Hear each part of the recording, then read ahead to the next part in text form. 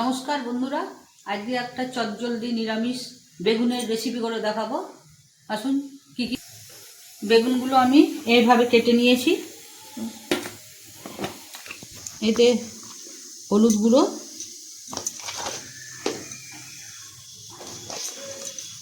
আর লবণ দিয়ে আমি মাখিয়ে নিচ্ছি।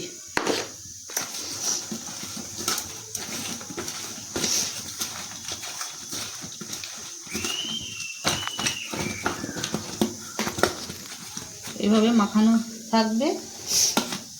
এবার আমাকে একটা কাঠখোলায়, শুকনো কাঠখোলার মধ্যে আমি ধনে, জিরে,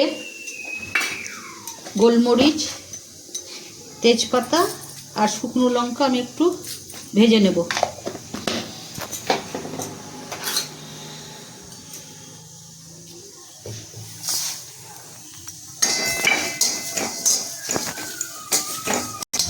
এইভাবে একটু লাল লাল হলে আমি মশলাটা নামিয়ে নেব।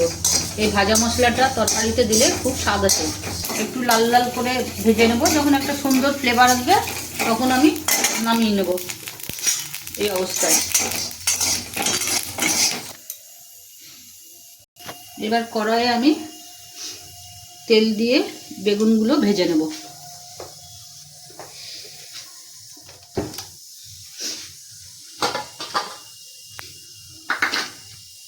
এবার বেগুনগুলো আমি একটা একটা করে ভেজে নেব।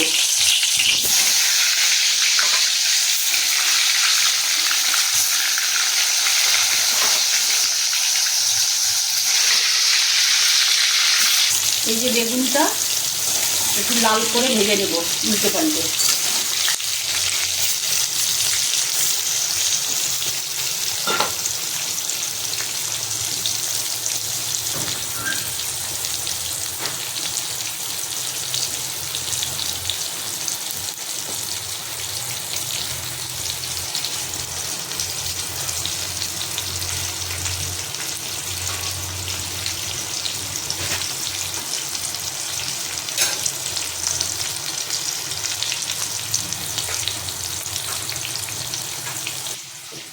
যে ভাজা মশলাটা বেটে নিলাম শিলে, তার সঙ্গে আমি এক মুঠ ধনে পাতা বেটে নেব।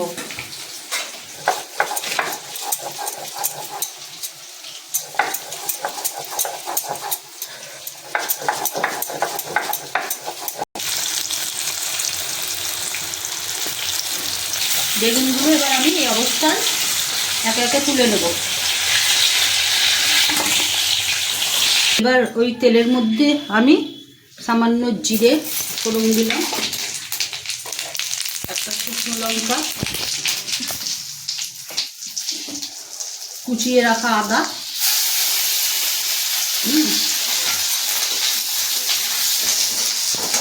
আর একটা টমেটো এর মধ্যে দিয়ে দিলাম।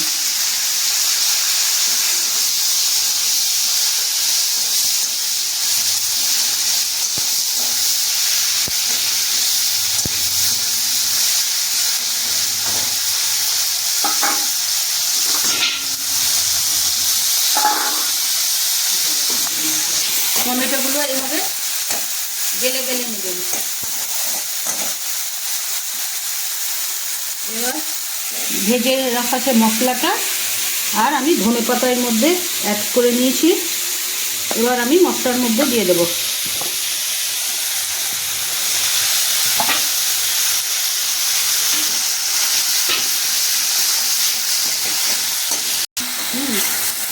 এইভাবে আমি সব মশলা দিয়ে টমেটোর সঙ্গে কষতে থাকবো।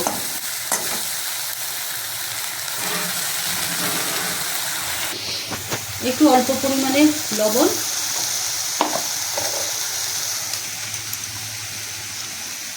একটু সামান্য হলুদ,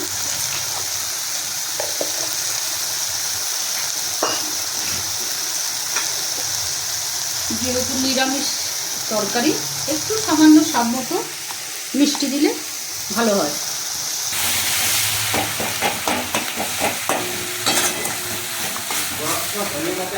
মশলা এবার তেল বেরিয়ে এসেছে, এতে সামান্য পরিমাণে আমি জল দেব।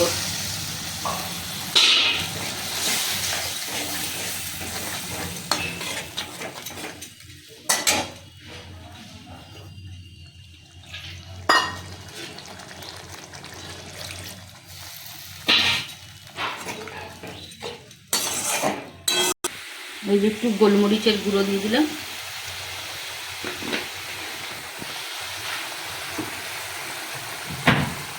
এবার বেগুনগুলো এর মধ্যে আমি ছেড়ে দেবো।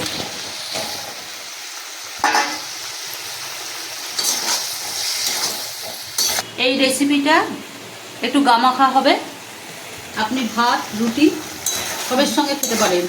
এটা ঝোল হবে না, এরকম গামাখা গামাখা হবে।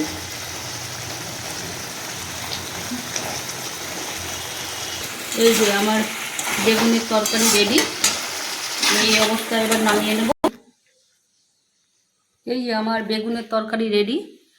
ভাত বা রুটিতে খেয়ে দেখবেন কেমন লাগছে, খেয়ে বলবেন।